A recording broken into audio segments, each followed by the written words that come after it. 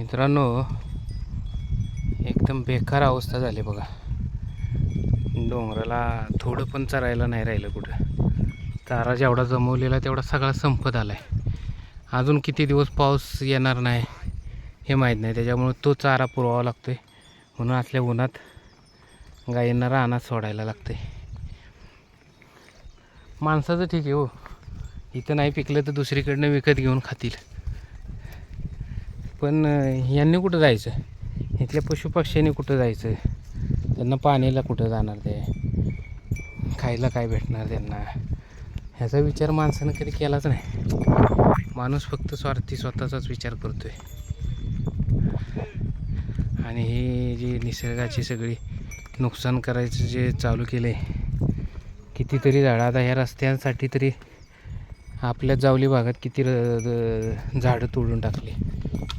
एक रस्त्यानं चाललं तर दुपारी उन्हाळ्याच्या उन्हात चालत गेलं तरी कधी ऊन लागलं नव्हतं रस्त्याला, आमच्या लहानपणीचं जर आठवलं ना तर. आणि आता काय परिस्थिती, एक झाड रस्त्याला दिसेना झालं. एवढी जुनी वडाची सगळी झाडं त्या रस्त्याच्या नावाखाली तोडून टाकली लोकांनी.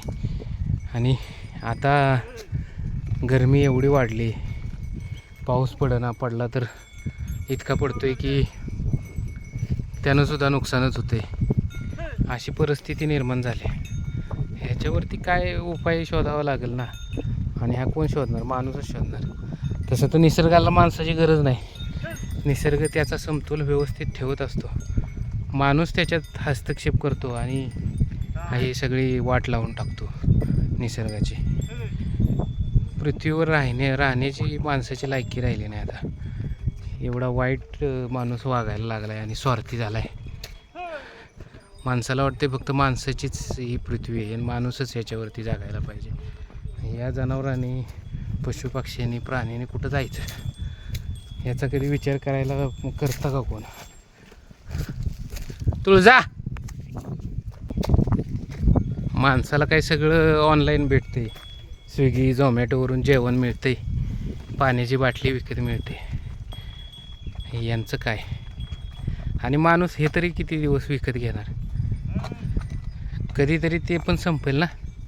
त्यावेळेला काय करेल? माणसाला अन्न खाण्याशिवाय पर्याय नाही हो. पैसा किती कमवला म्हणून पैसा खाऊ शकतो का माणूस? अन्न तयार करण्यासाठी माणसाला निसर्गाचीच गरज आहे.